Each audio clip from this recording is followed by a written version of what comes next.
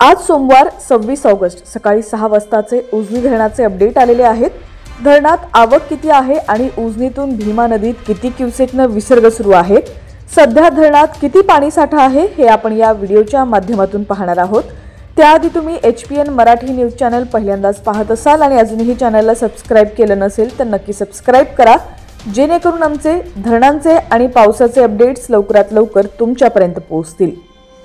तर सकाळी 6 वाजेच्या अपडेटनुसार उजनी धरणात दौंडकडून 77,755 क्युसेक आवक येत असून सध्या धरणातून भीमा नदीत 71,600 क्युसेक इतका विसर्ग करण्यात आलाय। तर वीर धरणातून नीरा नदीत सोडण्यात येणारा विसर्ग 71,349 क्युसेक इतका विसर्ग सुरू आहे। सध्या धरणात 118.38 TMC इतका पाणीसाठा जमा झालाय।